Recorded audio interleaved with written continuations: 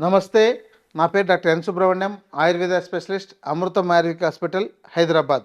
అమ్మాయిల్లో ఋతుదోషాలు, ముట్టు నొప్పి లేదంటే పొట్టలో పీరియడ్ సమయంలో మెన్స్ట్రువల్ సైకిల్ సమయంలో నొప్పి రావడం, ఇక ఇతర అనారోగ్య సమస్యలు అంటే వైట్ డిశ్చార్జ్ రావడం, ఇలాంటివన్నిటిని అమ్మాయిల్ని ఆరోగ్యకరంగా పెంచడానికి చాలా సమస్య అవుతుందండి. వీళ్ళకు అస్తమానం ఇలాంటివేవో వస్తుంటున్నాయి. మరి దీనికి ఏమైనా మంచి పరిష్కార మార్గాలు, ఆహార విధానం, జీవన విధానం, మందులు ఇలాంటి వాటిని తెలియజేయండి అంటున్నారు. ఇవి ఎందుకొస్తాయి అనే దాని గురించి కొంత పరిశీలిద్దాం.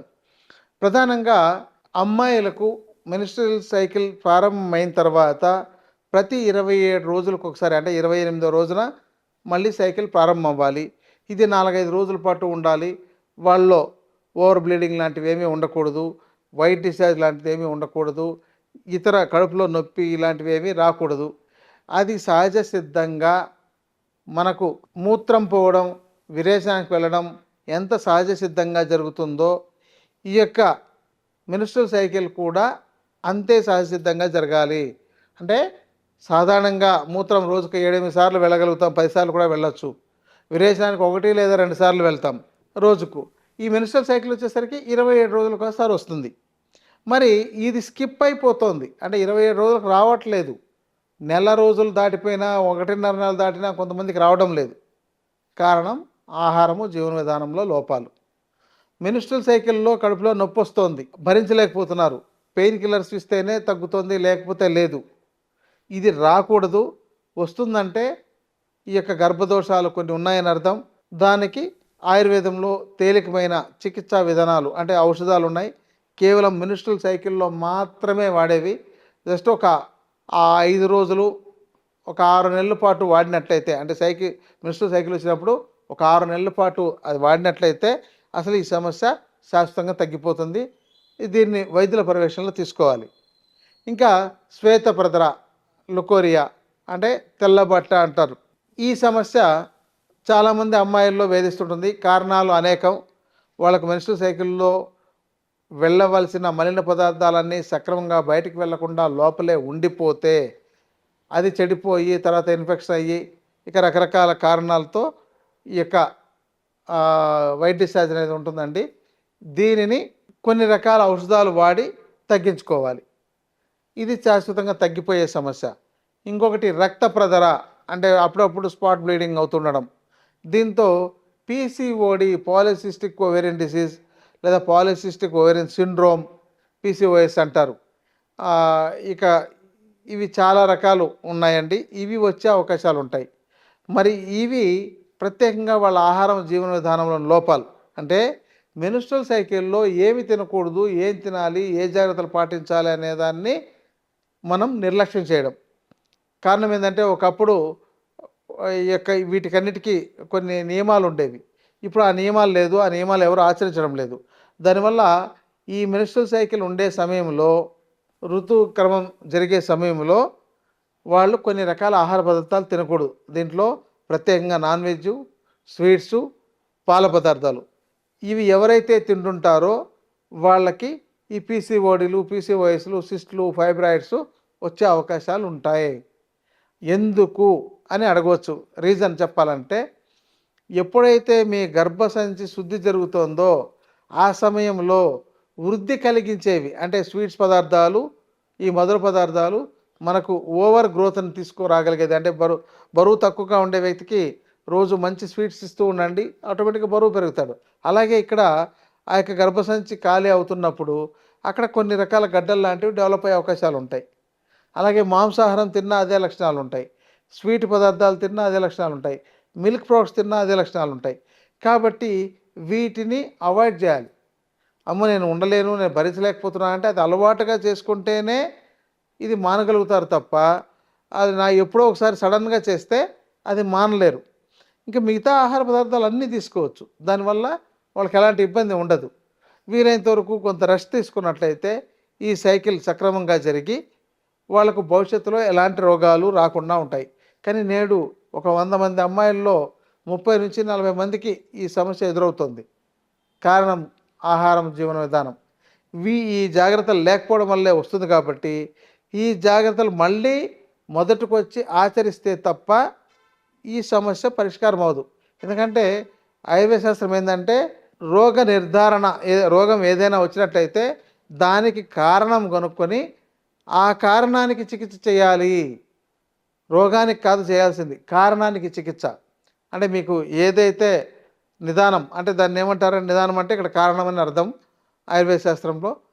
ఆ కారణానికి చికిత్స అంటే దాంతో ఆహార విధానం కావచ్చు, జీవన విధానం కావచ్చు, మందులు కావచ్చు. ముఖ్యంగా ఆహార విధానంలో లోపాల వల్ల వస్తుంది కాబట్టి ముందు ఆహార విధానాన్ని సెట్ చేయడం, తర్వాత జీవన విధానంలో నీళ్లు రోజు ఎంత తీసుకోవాలి, విరేచనం ఎప్పుడు వెళ్ళాలి, ఏ ఆహార పదార్థం ఎప్పుడు తీసుకోవాలి, ఏ ఆహార పదార్థాలు సరిగా జీర్ణం కాలేకపోతే వాటిని ఎప్పుడు తీసుకోకూడదు, ఏ పదార్థాలతో ఏవి కలిపి తీసుకోవాలి, ఏ పదార్థాలు ఏవి కలిపి తీసుకోకూడదు, ఇలాంటి విషయాల మీద కొంత అవగాహన పెంచుకొని వాటిని ఆచరించాలి.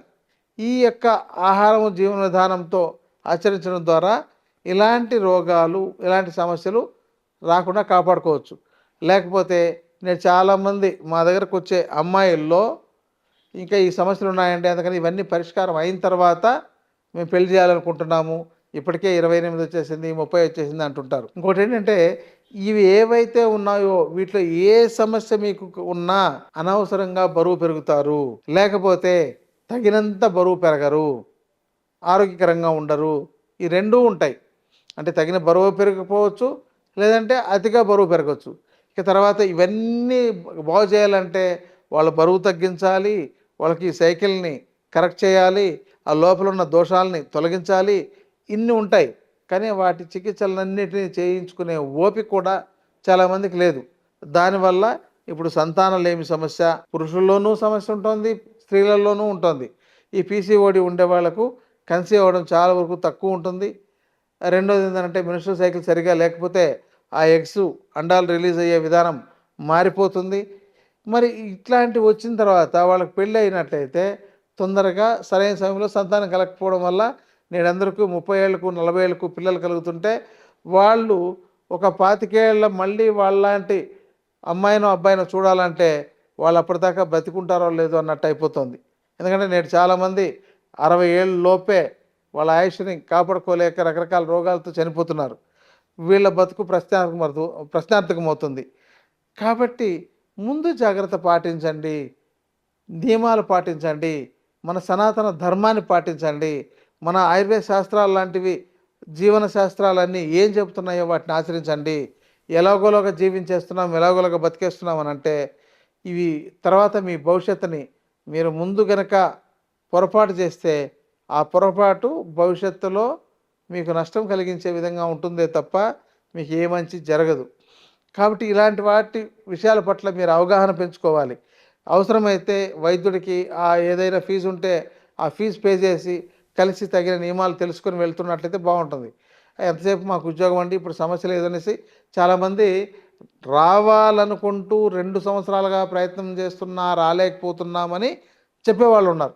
అంటే అర్థం ఏంటంటే వాళ్ళకి అంత బిజీ ఉంటున్నారు. అది పూర్తిగా ఖరాబ్ అయిన తర్వాత, అంటే పూర్తిగా పాడైపోయిన తర్వాత వాళ్ళు మన దగ్గరకు వస్తే ఏ పరిష్కారము చేసే అవకాశాలు ఉండవు.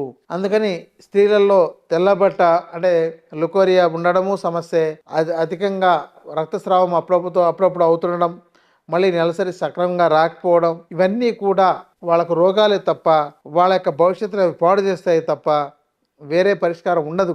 కాబట్టి ముందు జాగ్రత్త వహిస్తేనే ఇది మార్గం. ముందు జాగ్రత్త లేకపోతే మరింత రోగాలు ముదిరిపోయే అవకాశాలు ఉంటాయి. కాబట్టి మీరు తప్పనిసరిగా వైద్యుల పర్యవేక్షణలో ముందుగా చికిత్స తీసుకోండి. లేని పక్షంలో ఆయుర్వేద శాస్త్రాన్ని మీరు బాగా చదవడం కానీ, బాగా వినడం కానీ, ఆచరించడం కానీ చేసినట్టయితే కొంత పరిష్కారం అవుతుంది. తీవ్రమైన పరిస్థితుల్లో ఏ వైద్య శాస్త్రం మిమ్మల్ని కాపాడడం లేదని కూడా చెప్పచ్చు. అన్ని చోట్ల తిరిగామండి, మాకేం పరిష్కారం దొరకలేదు, చివరికి ఇలా అయిపోయింది మా జీవితం అన్న వాళ్ళని చాలామందిని చూసాం. కాబట్టి మీరే ముందు జాగ్రత్త వహించి ఆరోగ్యకరంగా కాపాడుకోండి. నమస్కారం. And for more videos, please subscribe to iDream. Please subscribe to iDream. Please subscribe iDream. And please subscribe to iDream. For more videos, subscribe to iDream. please like, share and subscribe to the channel. Congratulations, iDream. Subscribe to iDream. Subscribe to iDream. So subscribe to iDream Media. iDream team అందరికి huge congratulations. Please subscribe iDream Media. Please subscribe to iDream. Subscribe iDream. Please subscribe to iDream. I dream అంటే నా కళల channel subscribe చేసుకున్న నోరు తిరుగుతలేదు మీరైతే గంట గుర్తు కొట్టండి. For more such videos, please subscribe to iDream. Subscribe to iDream. Please subscribe to iDream. Please subscribe iDream Media. Please do subscribe to iDream. Please subscribe to iDream Media. For best entertainment and information, please subscribe iDream. And don't forget to subscribe to iDream.